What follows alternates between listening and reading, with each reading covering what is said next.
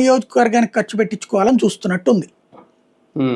కానీ అప్పట్లోనే విభజన టైంలోనే బాబు గారు అప్పుడే అన్నట్టు 2014 టైంలో అప్పట్లోనే 7 మండలాలని తెలంగాణ నుంచి ఆంధ్రాలో కలుపుకోవాలనే డిమాండ్ అప్పుడు ఆయన తీసుకొచ్చారు, చాలా పెద్ద ఎత్తున ప్రచారం చేశారు. అలాంటిది ఇప్పుడు ఓకే చనువు ఉన్నా పరిచయం ఉన్నా ఏదున్నా మాట తప్పినట్టు అవుద్దా, అదే ఓకే సాధ్యం అవుద్దా లేదనేది ఒకటి, ఆ పరిచయం ఆ సాన్నిహిత్యం నిలుపుకోవాలంటే ఇలాంటి సాక్రిఫైజులు తప్పవని ఏమన్నా అనుకుంటారా బాబు గారు? అదేం లేదు, ఈ 5 గ్రామాలదైతే మాత్రం ప్రాబ్లం లేదు, మిగతా చోట్లకి వెళ్ళడానికి అనుకుంటే ఇచ్చేసినా నష్టమేం లేదు. ఇచ్చేస్తారు, వాళ్ళకే ఆ ఖర్చు అవుతుంది కదా. ఇప్పుడు మనం వాళ్ళకి పెన్షన్ అయ్యని మనం ఇస్తున్నాం, ఇప్పుడు వాళ్ళకి 4,000 ఇస్తున్నాం మనం పెన్షన్.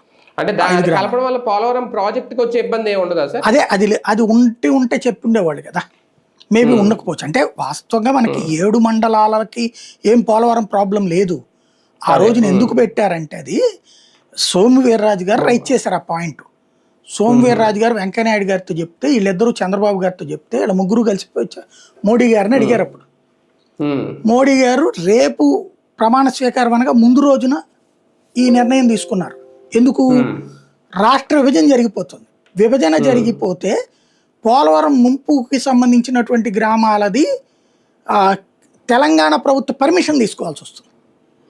పర్మిషన్ తీసుకోవాలంటే అక్కడ ముంపు గ్రామాలు 12, 13 ఇట్లా ఉన్నాయి దగ్గర దగ్గరగా.